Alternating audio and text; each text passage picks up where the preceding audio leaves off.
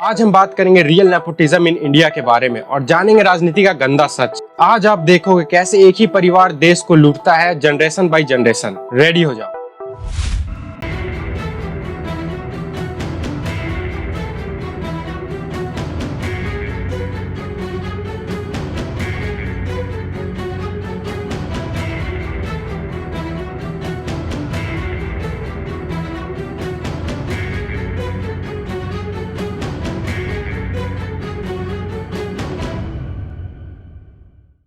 तो पहले समझो कि नेपोटिज्म है क्या। सिंपल, बाप का नाम, बेटे का काम, नो मेरिट, सिर्फ सरनेम का दम। और ये इंडिया में पॉलिटिक्स का कैंसर बन चुका है। बॉलीवुड का नेपोटिज्म सिर्फ एंटरटेनमेंट है, लेकिन सियासत का नेपोटिज्म देश के भविष्य को बर्बाद कर देता है। आज हम एग्जांपल्स देखेंगे, डेटा प्रूफ और सब कुछ। मध्य प्रदेश क्रिकेट एसोसिएशन यानी MPCA का नया प्रेसिडेंट बन गया है महाआर्यमन सिंधिया, ज्योतिरादित्य सिंधिया का बेटा, सिर्फ 29 साल का लड़का। और ये 1957 के बाद सबसे यंगेस्ट लड़का है, जो सिंधिया फैमिली का तीसरा जनरेशन है जो MPCA चला रहा है। पहले दादाजी माधवराव सिंधिया, फिर पापा ज्योतिरादित्य सिंधिया ये रोल में थे। अब बेटे की बारी। अब देखिए जरा देश के बड़े बड़े पॉलिटिकल फैमिलीज को।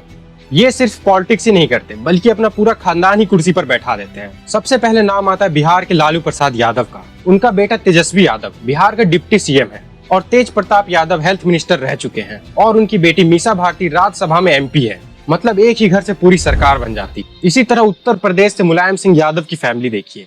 उनके बेटे अखिलेश यादव CM रहे और अभी समाजवादी पार्टी के प्रेसिडेंट हैं। भतीजा धर्मेंद्र यादव भी MP रहे। बहू डिम्पल यादव अभी लोकसभा में MP है। इसीलिए लोग कहते हैं समाजवादी पार्टी यादव परिवार पार्टी बन चुकी है। और अगर बात कांग्रेस की करें तो सोनिया गांधी के घर से ही सब कुछ कंट्रोल होता है। उनके बेटे राहुल गांधी कांग्रेस के टॉप नेता, उनकी बेटी प्रियंका गांधी जनरल सेक्रेटरी। मतलब कांग्रेस का पूरा खेल एक ही परिवार के अंदर घूमता है। देश की सबसे बड़ी अपोजिशन पार्टी भी एक परिवार के हवाले है।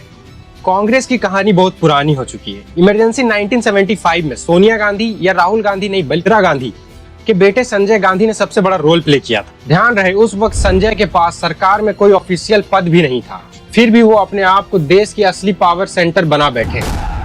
ब्यूरोक्रेट और पुलिस उनके इशारे पर काम करने लगे और मंत्री भी उनकी मर्जी के बिना फैसला लेने से डरते थे। बिना कुर्सी के उन्होंने जबरदस्ती नसबंदी का कैंपेन चलवाया, स्लम डिमोनेटाइजेशन करवाया और सेंसरशिप लगवाए। इमरजेंसी के 21 महीने असल में संजय गांधी के अनऑफिशियल रूल के कारण ही जाने जाते हैं। मतलब एक बेटा जो किसी भी पद पर नहीं था, उसने पूरा देश अपने रिमोट कंट्रोल से चलाया। यही तो नेपोटिज्म का सबसे बड़ा सबूत है, जहां जनता के वोट से नहीं परिवार के रिश्ते से मिलती है असली ताकत।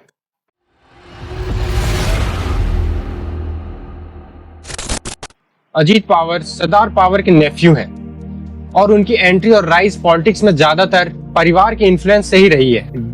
डिप्टी CM से कैबिनेट तक का सफर उनके नाम के पीछे पावर लगाने की वजह से आसान हो गया। लेकिन अभी सितंबर में एक वीडियो वायरल हुई। अजीत पवार एक IPS ऑफिसर अंजना कृष्णा के इलीगल माइनिंग रेड में दखल देते हुए दिख रहे हैं। जब ऑफिसर अपना काम कर रही थी तो लोकल NPC वर्कर ने बोला कि अजीत पवार बात करना चाहते हैं। ऑफिसर ने रिफ्यूज किया और तब अजीत पवार ने रेड रोकने को कहा।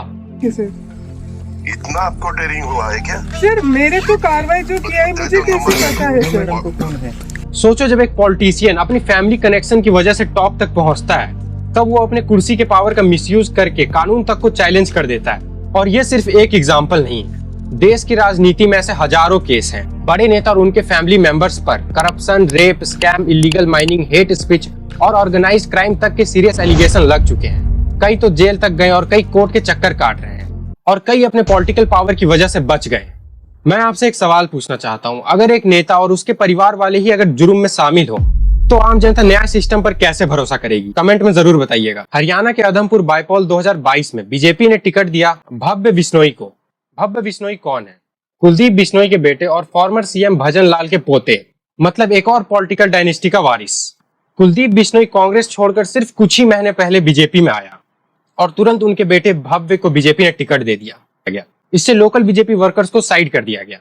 लोगों ने कहा कि ये एक डील थी ताकि बिश्नोई परिवार की कुर्सी और इन्फ्लुएंस बची रहे। चलिए आते हैं एक और नए ताजे एग्जाम्पल पर। और ये वही बीजेपी पार्टी है जो हर स्टेज पर खुद को परिवारवाद के खिलाफ की पार्टी बताती है। एक तरफ देश के आम हमारे जैसे स्टूडेंट्स को देखो, SSC एग्जाम देते हैं, दिन रात मेहनत करते हैं। SSC जो खुद एक स्कैम बन चुकी है, जिसके एग्जाम में बार बार पेपर लीक होता रहता है, रिजल्ट डीले होती हैं, करप्शन के एलिगेशन लगते हैं वो एसएससी अब स्टूडेंट्स को जेल की धमकी दे रहा है। मतलब अब एसएससी ने एक नया लॉ लागू किया है, public examination prevention of unfair means act 2024। अब अगर कोई कैंडिडेट या कंटेंट क्रिएटर एसएससी एग्जाम के क्वेश्चन पेपर सोशल मीडिया पर डिस्कस करेगा, एनालाइज या सर्कुलेट करेगा तो वो इलीगल होगा। लॉ के तहत ये offence cognizable, non bailable, non compoundable है। मतलब केस बिना वारंट के कोर्ट में चल सकता है और बेल इजिली नहीं मिलेगी।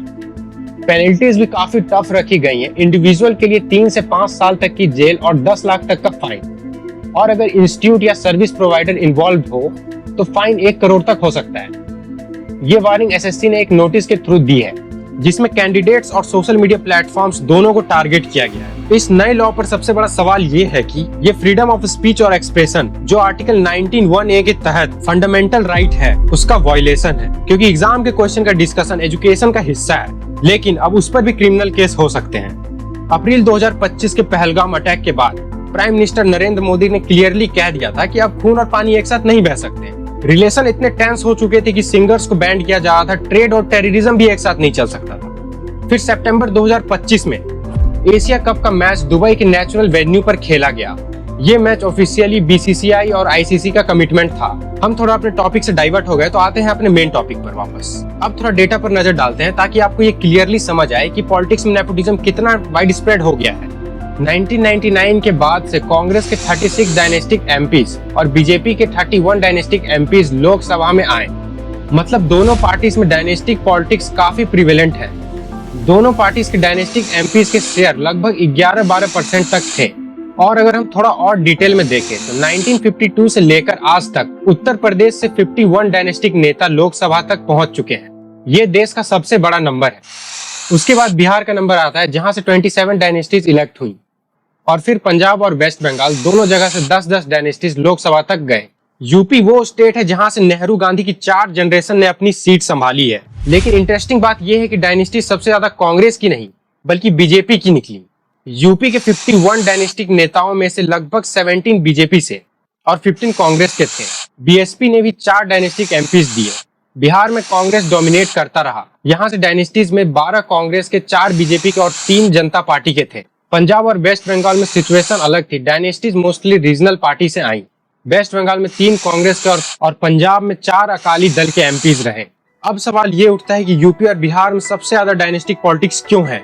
ये कास्ट पॉलिटिक्स का इफेक्ट है। जब एक फैमिली एक स्पेसिफिक कम्युनिटी या इकोनॉमिक क्लास को रिप्रेजेंट करती है तो वोटर्स उनकी फैमिली को बार बार चुन लेते हैं। जैसे एक तरह का अफर्मेटिव एक्शन होता है, बिल्कुल वैसे यूपी की समाजवादी पार्टी इसका एक सबसे बड़ा एग्जाम्पल है, जिसको मुलायम सिंह यादव ने 1992 में बनाया और उनके बेटे अखिलेश यादव अभी करंट चीफ मिनिस्टर है। इस पार्टी ने अपकमिंग इलेक्शंस के लिए बहुजन समाज पार्टी के साथ अलायंस बनाया, जो लो कास्ट जाटव और यादव ग्रुप को रिप्रेजेंट करती है। लेकिन कास्ट बेस्ड डायनेस्टी पॉलिटिक्स सिर्फ यूपी तक लिमिटेड नहीं है।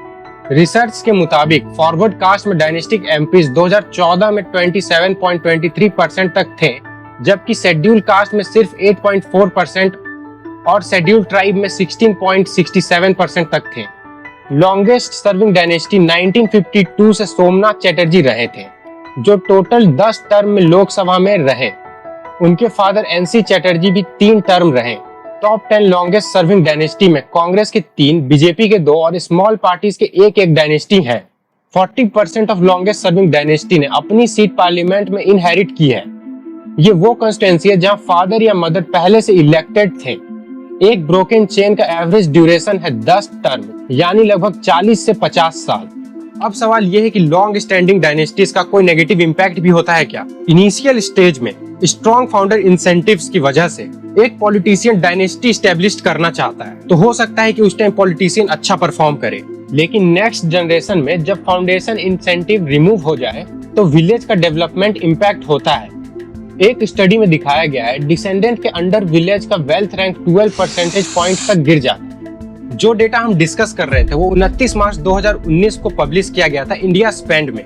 इस एनालाइज में कवर किया गया 1952 से 2024 तक का डेटा, यानी पहले 16 लोकसभा इलेक्शंस का डेटा। 2024 लोकसभा इलेक्शंस में 20% winner around 108 MP self made थे, मतलब जो लोग अपने दम पर पॉलिटिक्स में आए थे। बाकी 32% यानी 173 प्लस एमपी पॉलिटिकल डायनेस्टी से थे।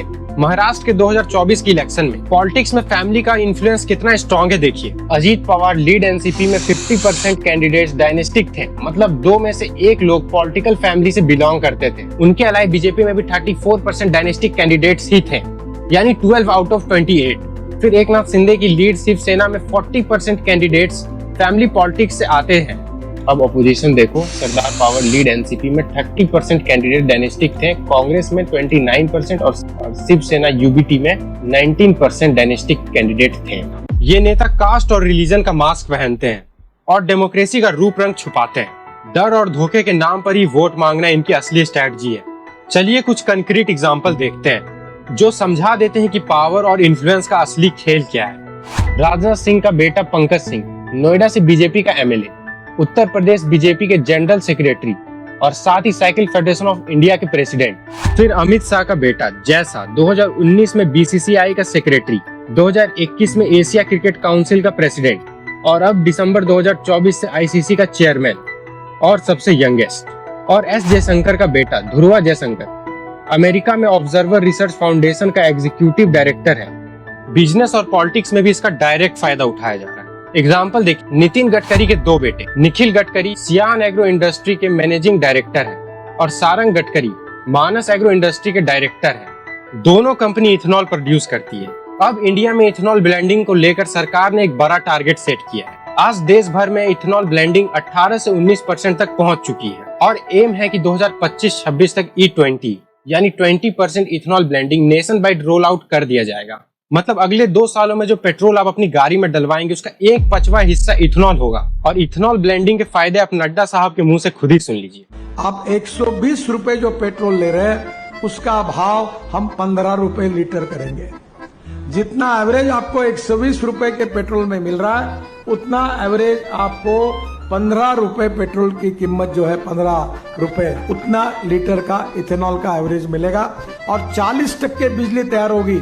लेकिन अब सवाल ये है कि इतना बड़ा टारगेट, इतने बड़े कॉन्ट्रैक्ट, इतने बड़े फायदे के बाद भी पेट्रोल आम आदमी के लिए सस्ता क्यों नहीं हुआ? इथेनॉल ब्लेंडिंग होने के बाद भी आम जनता के खर्चे कम नहीं हुए, उल्टा बढ़ते ही गए। फ्यूल में इथेनॉल मिलाने का नतीजा क्या हुआ? आम आदमी के गाड़ी का माइलेज कम हो गया, यानी सीधा लॉस। लेकिन पूछिए इस पॉलिसी का असली फायदा किसको हुआ? नंबर खुद ही सब कुछ कह देते हैं। सिर्फ 1 साल में सियान एग्रो इंडस्ट्री का रेवेन्यू 17 करोड़ से सीधे 511 करोड़ तक पहुंच गया, यानी लगभग 30 गुना ग्रोथ। देश को इथेनॉल ब्लेंडिंग से फायदा हुआ या नहीं, ये अलग सवाल है।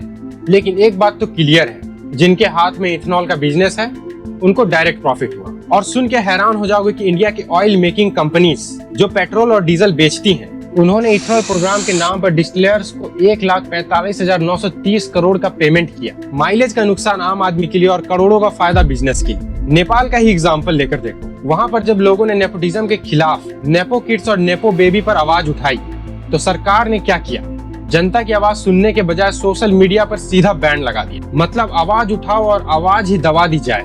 What a good strategy. Nepal के जेनजी चुप बैठने वाले नहीं, posters, memes, songs, street slogan सब कुछ यूज किया। उन्होंने सिस्टम को एक्सपोज कर दिया। ये एक एग्जाम्पल था कि अगर जनता एक साथ खड़ी हो जाए तो नेपोटिज्म को जड़ से खत्म कर सकती है। लेकिन जो नेपाल में हुआ वो क्या सही था? नहीं, ये बिल्कुल गलत था। नेपाल में कैदियों को रिहा कर दिया गया, जो कि बिल्कुल गलत था और ये किसी भी कंट्री के लिए बिल्कुल गलत है। अब हमारे यूनियन कैबिनेट मिनिस्टर को ही देख लीजिए। निर्मला सीतारमन के father in law was a successful politician, served multiple times as a minister in Congress government of Andhra Pradesh, and mother-in-law is also Congress ML। लेकिन जब वो राहुल गांधी के ऊपर डायनेस्टिक पॉलिटिशियन का अटैक करती है तब अपने घर की हिस्ट्री को इग्नोर करना काफी आयरॉनिक लगता है। देश के किसी भी फील्ड में, चाहे वो रोड हो, फार्मर सब्सिडी हो या पब्लिक वेलफेयर स्कीम हो, रियलिटी ये है कि काम या तो सही से नहीं हो रहा या जो हो रहा है उसमें करप्शन का दबाव है। गवर्नमेंट हॉस्पिटल्स की हालत ये है कि कोई नेता उसमें कभी भी खुद नहीं जा सकता।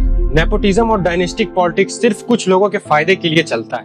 किसी आम आदमी के सपने, मेहनत और हक को दबा दिया जाता है। जब तक सच बोलने वाले लोग जिंदा हैं, गलत चीजें कभी आगे नहीं बढ़ सकती। हम सब के अंदर एक ताकत है। अपनी आवाज उठाएं, अपनी जिम्मेदारी निभाएं। तो सिर्फ सोचो मत, सिर्फ देखो मत, खुद का स्टैंड लो, आवाज उठाओ और सच को सामने लाओ। इंडिया का भविष्य हमारे हाथ में है। धन्यवाद।